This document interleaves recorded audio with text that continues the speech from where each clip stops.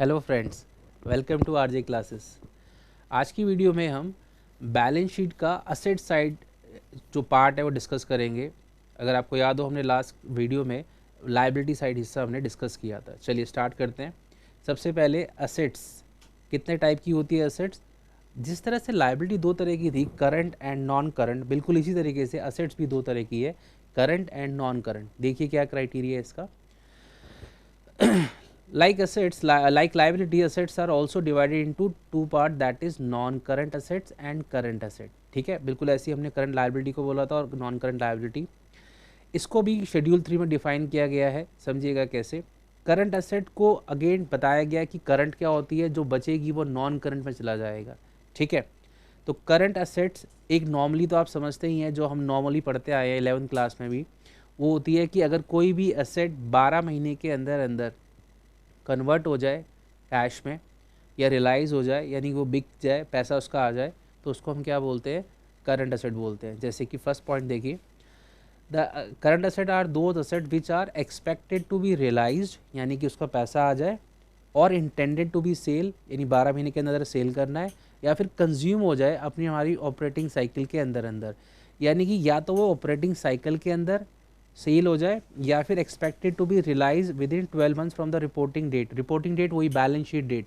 Balance sheet date आपको याद है, जैसे हम बैलेंस शीट बना रहे होंगे 31 मार्च को, तो उस डेट के अंदर ये दोनों पॉइंट बिल्कुल लायबिलिटी की तरह ही है, इसलिए इस पर अगर आप उसी तरह क्राइटेरिया लगाएंगे तो समझ में आ जाएगा। पॉइंट क्या है, वहाँ पर लायबिलिटी में पेमेंट करने की बात आ रही थी, यहाँ पर आ रही है बात कि या तो आपके पास पैसा आ जाएगा या फिर आप उसको बेच देंगे और या फिर आप उसको कंज्यूम कर लेंगे। कब? या तो 12 महीने के अंदर अंदर, और अदरवाइज उसको आप ऑपरेटिंग साइकिल अगर आपको याद हो क्या था, ऐसा टाइम पीरियड जो एक बिजनेस की ऑपरेटिंग साइकिल कैश से कैश को कन्वर्ट करने में यूज़ होती है। ठीक, ओके। और एक और चीज़ है इसके अंदर थर्ड, जो कि हमें याद रखनी है, करंट एसेट में आती है, वो है cash and cash equivalent. Cash and cash equivalent मतलब कैश और कैश जैसी चीज़ें, जैसे कैश, बैंक बैलेंस और मार्केटेबल सिक्योरिटी। उसको हम डिटेल में पढ़ने वाले हैं, लेकिन सिर्फ अभी के आप याद रखिए कि तीन चीज़ें इसमें आती हैं। इसमें एक पॉइंट और है, अगेन ये काम का नहीं है आपके, तो आपको अल्टीमेटली करंट असेट में क्या याद रखना है, ऐसी चीज़, दोबारा से रिपीट कर रहा हूँ, जो एक्सपेक्टेड टू रिलाइज हो या फिर सेल करने के लिए, या फिर कंज्यूम कितने महीने में, 12 महीने के अंदर, या फिर ऑपरेटिंग साइकिल के अंदर अंदर। ठीक है ना। तो ये इसमें भी क्या फ़र्क आया, पहले हमारे दिमाग में एक बात होती थी कि सिर्फ 12 महीने का क्राइटेरिया, अब ऑपरेटिंग साइकिल का भी आ गया। ठीक है, ओके। इसको, इस पॉइंट को हम एक एग्जांपल से समझ सकते हैं। पॉइंट देखिएगा, एग्जांपल जैसे कि ट्रेड रिसीवेबल है। ट्रेड रिसीवेबल क्या होता है, जैसे लाइक डेटर्स। अब डेटर आपका जो ऑपरेटिंग साइकिल के अंदर अंदर रियलाइज़ होने वाला है, मान लीजिए कितने, 11 महीने में। आपका जो ऑपरेटिंग साइकिल है वो 11 महीने का है, और रियलाइजेशन पीरियड कितना है, 10 महीने। तो 10 महीने के अंदर रियलाइज़ हो जाएगा ये तो। ऑपरेटिंग साइकिल 11 है और वैसे भी 12 महीने अलाउड होता है, तो यानी कि ये किस में आ जाएगा, ये आ जाएगा करंट एसेट्स में। डन। इसी तरह ट्रेड रिसीवेबल दूसरा, इस बार कितनी ऑपरेटिंग साइकिल, 11 महीने, और बट आपका रिलाइजेशन पीरियड 12 है। अब ने ऑपरेटिंग साइकिल तो क्रॉस कर दिया, बट 12 महीने के अंदर अंदर है, तो again this is current assets. Third देखिए, ऑपरेटिंग साइकिल 11 और आपका रियलाइजेशन 15 है, और 15 में ना तो ऑपरेटिंग साइकिल के अंदर आ रहा है और ना ही 12 महीने के अंदर, तो ये क्या हो गया, non current asset. Done. Next, 20 महीने की आपकी ऑपरेटिंग साइकिल है और आपका रियलाइजेशन कितना हो रहा है, 15 महीने में। अब 15 वैसे तो 12 के बाद हो गया, बट वो है तो ऑपरेटिंग साइकिल के अंदर, तो ये करंट एसेट्स में आ जाएगा। और लास्ट, आपकी ऑपरेटिंग साइकिल कितनी है, 20, रियलाइजेशन कितना है, 24, तो 24 ना तो ऑपरेटिंग साइकिल के अंदर हुआ और ना ही आपका 12 महीने, तो ये हो जाएगा नॉन करंट। तो बिल्कुल सिंपल मीनिंग है कि आइदर वो 12 महीने के अंदर रियलाइज हो जाए या सेटल हो जाए, और या फिर वो ऑपरेटिंग साइकिल के अंदर, तो इसको हम क्या बोलते हैं, ये करंट एसेट्स में आ जाएगा। ठीक है। और इसके अलावा हमने सीखा एक और चीज़ है जो करंट एसेट में आती है बाय डिफ़ॉल्ट, वो क्या है, कैश एंड कैश इक्विवेलेंट, जैसे कि कैश इन हैंड और बैंक बैलेंस। ओके, चलिए ठीक है, अब आगे बढ़ते हैं। ये तो समझ में आ गया कि current asset non current asset क्या होती है, बट इसके टाइप्स क्या क्या है वो देखिएगा। सबसे पहले नॉन करंट एसेट। अच्छा, नॉन करंट एसेट का मतलब क्या हुआ, जो करंट एसेट नहीं है वो नॉन करंट हो गया। ठीक है, जैसे कि नेगेटिव डेफिनेशन है, जैसे कि हमने लायबिलिटी के केस में भी डिस्कस की थी। तो नॉन करंट एसेट्स जो 12 महीने के अंदर ना सेटल होगा, ना रियलाइज होगा, और ना ही ऑपरेटिंग साइकिल में। अब इसके अंदर वैरायटी क्या है देखिए। सबसे पहला, property plant and equipment and intangible asset. पहले ये वर्ड देखिए, प्रॉपर्टी प्लांट एंड इक्विपमेंट, इसको हम पीपीई के नाम से जानते हैं। What is this? Property plant equipment. Basically ये कुछ नहीं है जो हमने नॉर्मली फिक्स एसेट बोलते हैं ना, फिक्स एसेट जिसके अंदर land, plant, machinery, furniture, fixtures आता है, ये वही है प्रॉपर्टी प्लांट एंड इक्विपमेंट। अब इसका स्पेसिफिक नाम हो गया अंडर कंपनीज एक्ट, ठीक है। और बाकी जो भी इंटेंजिबल एसेट होती है, intangible asset like goodwill, copyright, patents, trademark, software, ये सब क्या है? इंटेंजिबल एसेट्स हैं।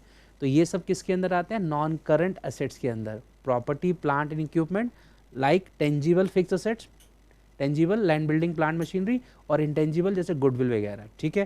तो ये हो गया नॉन करंट का पहला पार्ट। दूसरा, नॉन करंट इन्वेस्टमेंट। आपने कहीं पैसा इन्वेस्ट किया हुआ है, कुछ लगा रखा है, बट उसमें दो तरह का पॉइंट है, करंट और नॉन करंट। अगर वो लॉन्ग टर्म इन्वेस्टमेंट है, यानी उसका पैसा 12 महीने के बाद आने वाला है, तो वो नॉन करंट इन्वेस्टमेंट में आ जाएगा, correct. Then deferred tax asset, deferred tax asset, याद होगा आपको लाइबिलिटी पार्ट में डिस्कस किया था कि टाइमिंग डिफरेंसेस की वजह से कुछ टैक्स जो होता है वो डेफर हो जाता है, या तो उसको हम डेफर्ड टैक्स लाइबिलिटी बनती है या फिर एसेट बनती है। ये आपके एग्जाम में टेस्टेबल नहीं है, तो इसको आप छोड़ सकते हैं। उसके बाद long term loan advances and other non current asset. अब इन चीज़ों को डिटेल में पढ़ते हैं, ये तो हमने सिर्फ आपको नाम बताया है। देखिए, सबसे पहला है property plant and equipment and intangible asset. तो property plant and equipment or intangible asset, दो asset which are held for company for not for the purpose of resale. Obviously इसको कंपनी ने किस लिए खरीदा है, किस लिए लाई है? ताकि वो इससे अपने बिजनेस में यूज़ कर सके, इसको बेचने का पर्पस नहीं है, ठीक है ना। और ये लॉन्ग टर्म के लिए रखा जाता है टू अर्न द प्रॉफिट। तो इसमें प्रॉपर्टी प्लांट इक्विपमेंट आ गया, इंटेंजिबल एसेट। और दो चीज़ें नई हैं जो आपको पहले आपने नहीं सुनी होंगी, जो आपको याद रखनी है, कैपिटल वर्क इन प्रोग्रेस और इंटेंजिबल एसेट अंडर डेवलपमेंट। देखिए, जैसे मान लीजिए बिल्डिंग है, अब बिल्डिंग है वो तो आ जाएगी आपकी प्रॉपर्टी प्लांट एंड इक्विपमेंट में, लेकिन मान लीजिए बिल्डिंग अंडर कंस्ट्रक्शन है, यानी इस पर काम चल रहा है, तो वो किस में आएगा? कैपिटल वर्क इन प्रोग्रेस में। इसी तरह मैंने आपको बताया कि गुडविल, कॉपीराइट या फिर सॉफ्टवेयर किस में आएगा? इंटेंजिबल में। बट मान लीजिए सॉफ्टवेयर की भी डेवलपमेंट चल रही है, अभी वो प्रोसेस में है, तो किस में आ जाएगा? Intangible asset under development. Okay, पहले बता चुका हूँ, प्रॉपर्टी प्लांट के अंदर basically land, building, machinery, furniture, fixtures, computer वगैरह सब आता है, व्हीकल, ऑफिस इक्विपमेंट। और इंटेंजिबल में as we discuss goodwill, brand, trademark, software, copyright, patent, सब कुछ आ सकता है आपका, लाइसेंस एंड फ्रेंचाइजी ऑल्सो। और इसका एग्जाम्पल मैंने आपको दे दिया है, डन। इसके बाद आता है नॉन करंट इन्वेस्टमेंट। कोई भी इन्वेस्टमेंट जो लॉन्ग टर्म के लिए की गई है वो इसमें आती है। हाँ, वो दो तरह की हो सकती है, ट्रेड और नॉन ट्रेड। एक ऐसी इन्वेस्टमेंट जिसका पर्पस बिजनेस को बढ़ाना है, जिस बिजनेस में हम काम कर रहे हैं, वो कौन सी है? Trade investment. और अगर आपने अपने बिजनेस से कनेक्टेड नहीं लेकिन कोई और इन्वेस्टमेंट कर रखी है, वो लॉन्ग टर्म वाली, वो नॉन ट्रेड में आ जाएगी। जैसे मान लीजिए एक कंपनी ने दूसरी कंपनी के शेयर से डिवेंचर में इन्वेस्ट किया हुआ है, तो वो नॉन ट्रेड हो गया। लेकिन मान लीजिए कंपनी का जिस चीज़ का काम है, अगर उसी के अंदर कुछ इन्वेस्टमेंट किया हुआ है उससे रिलेटेड, तो वो ट्रेड इन्वेस्टमेंट में आ जाएगा, डन। डेफर टैक्स में डिस्कस कर चुका हूँ, काम का नहीं है। उसके बाद आता है long term loans and advances.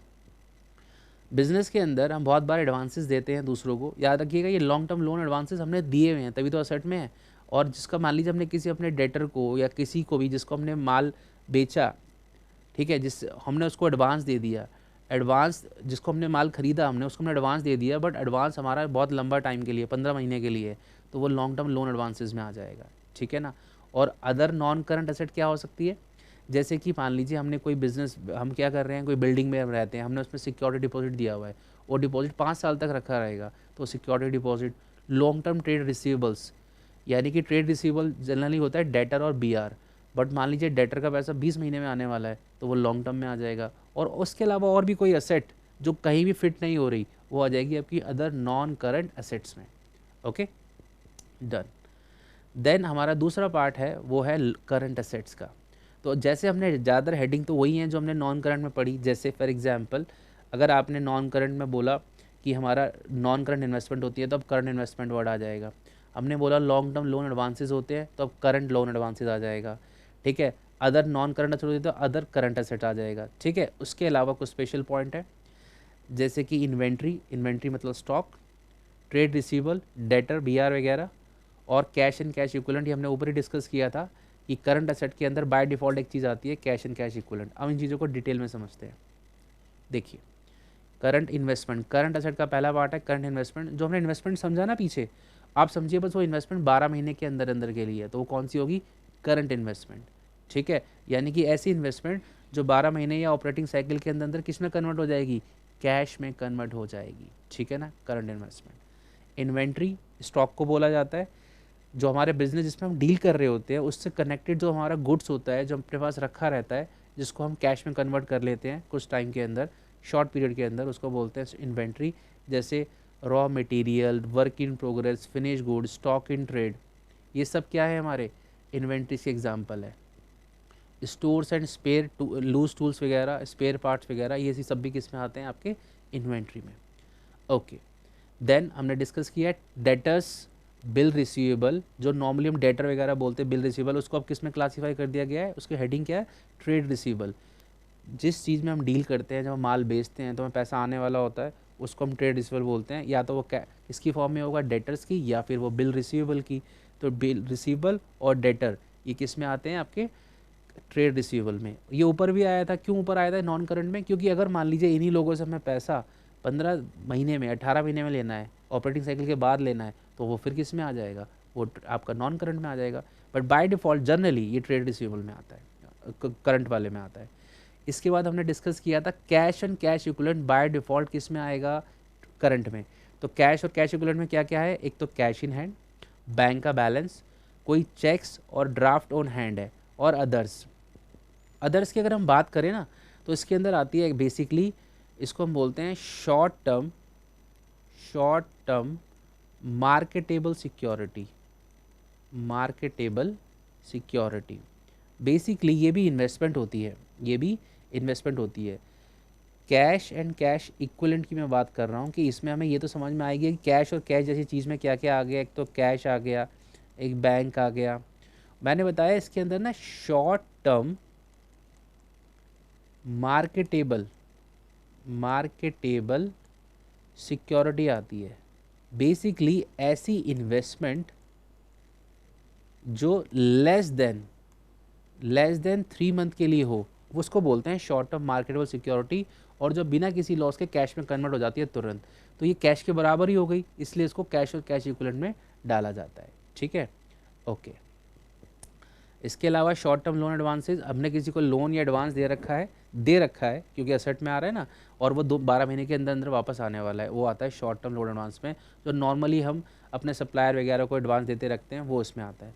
और अदर करंट असेट्स के अंदर आप सोचिए, अब कोई भी असेट, करंट असेट, जैसे एग्जांपल आपने कोई खर्चा एडवांस में पे कर दिया तो करंट असेट बन जाता है। कोई आपकी इनकम एक्रूड है, ड्यू हो गई बट रिसीव नहीं हुई है, dividend receivable, advance taxes, accrued income, ये सब किस में आएंगे? आपके अदर करंट असेट में। तो अगर आप फॉर्मेट समझें तो हमने करंट असेट की भी बात कर ली है। करंट असेट के अंदर current investment, inventory, trade receivable, cash and cash equivalent, short term loan and other current assets. Done. तो यानी असेट का भी पार्ट 2 पार्ट्स में था, non current and current. Okay, done. अच्छा, इसके बाद आप देख रहे हैं हमारा पूरा फॉर्मेट यहाँ पे ख़त्म हो जाता है असेट्स का। ये 1-2 पॉइंट एक्स्ट्रा थे जो लायबिलिटी के साथ ही हमें कवर कर लेने चाहिए थे, बट अभी भी कर सकते हैं, कोई एक्स्ट्रा पॉइंट है। कंटीजेंट लायबिलिटी ये बैलेंस शीट में नहीं आती। समझिए, एग्जांपल लीजिएगा। मान लीजिए कि कंपनी का किसी के साथ कोई केस चल रहा है, कोर्ट केस चल रहा है, बट उसका आउटकम अभी पता नहीं है क्या होगा, तो उसको हम लायबिलिटी मान भी नहीं सकते, लेकिन हम उसको इग्नोर भी नहीं कर सकते। तो ऐसी लायबिलिटी को we call it contingent liability. और कंटीजेंट लायबिलिटी को हम बैलेंस शीट में नहीं लिखते क्योंकि लायबिलिटी हमने माना नहीं है अभी। तो हम क्या करते हैं, जहाँ पे हमारी बैलेंस शीट खत्म होती है उसके नीचे नोट्स टू अकाउंट आते हैं, तो नोट्स टू अकाउंट में एक हेडिंग बनाते हैं कंटीजेंट लायबिलिटी, और उसको वहाँ लिखते हैं। ठीक है, तो contingent liability are those liability which may or may not arise because they are dependent on a event happening in future which is not within the control of the company. क्या मतलब? ऐसा event है जो company के control में नहीं है, कुछ भी हो सकता है, तो इसलिए कंपनी उसको कंटीजेंट मान रही है, मतलब उसका अनसर्टेनिटी के हिसाब से। Okay, example, a claim is filed against the company in a consumer by customer in a consumer court. एक कस्टमर ने कंपनी के खिलाफ कोई केस कर दिया है इन कंज्यूमर कोर्ट के अंदर, तो उसके अंदर क्या है कि वो केस हो सकता है कंपनी जीते, हो सकता है ना जीते, नहीं जीतेगी तो कुछ देना पड़ेगा, जीत गई तो कुछ नहीं देना पड़ेगा। तो कंटिंजेंट हो गया ना, कंटिंजेंट मतलब which is depending on a uncertain event. Okay, तो ऐसी लाइबिलिटी को हम क्या बोलते हैं, कंटिंजेंट लाइबिलिटी बोलते हैं। इसी तरह propose dividend for the current year is also a contingent liability. आप कहेंगे प्रपोज डिविडेंड ये कहाँ से कंटिंजेंट हो गया? एक्चुअली क्या होता है, जब डिविडेंड डिक्लेयर होता है ना, प्रपोज होता है, तो उसके बाद उसको शेयर होल्डर की मीटिंग के अंदर अप्रूव किया जाता है। अब मान लीजिए कंपनी ने प्रपोज तो कर दिया, बट हो सकता है कि कंपनी उसको शेयर होल्डर मीटिंग में उसको क्या कर दे, डिक्लाइन कर दे, तो वो फिर क्या हो जाएगा, रिजेक्ट हो जाएगा। यानी ये डिविडेंड भी कंटिंजेंट हो गया। किस पर डिपेंड हो गया? Outcome of the meeting. इसलिए किसके अंदर आता है? कंटिंजेंट लायबिलिटी के अंदर आता है। ओके, तो contingent liability is not recorded in the books of account but is disclosed. Disclose किया जाता है कहाँ पर? नोट्स टू अकाउंट में, ताकि जो बैलेंस शीट को रीड कर रहा हो, जो यूज़र, उसको ये समझ में आ जाएगी कंपनी के पास ऐसी भी कोई कंटिंजेंट लायबिलिटी का कुछ है। एग्जाम्पल हमने दो तो डिस्कस कर ही लिए, क्लेम वाला और प्रपोज डिविडेंड। इसके अलावा अगर BR डिस्काउंट कराया जाए बैंक से जिसकी अभी तक पेमेंट नहीं हुई हो, वो भी आपका कंटिंजेंट में है। और कुछ और भी क्लेम जो कि कंटिंजेंट लायबिल के अंदर आ जाएगा। दो एग्जाम्पल आपको याद रखने हैं बेसिकली। तो now we can say that कि अपनी बैलेंस शीट का पूरा डिस्कशन लास्ट वीडियो में हमने किया लायबिलिटी पर, और इसमें हमने किया असेट के ऊपर, पूरा हो गया है। इसके ऊपर जो स्पेसिफिक क्वेश्चन है वो हम अगली वीडियो में कवर करेंगे। होपफुली आपको यहाँ तक बात समझ आ गई होगी। अगर आपको वीडियो पसंद आई है तो प्लीज़ लाइक करिएगा और चैनल को सब्सक्राइब कीजिएगा। Thank you.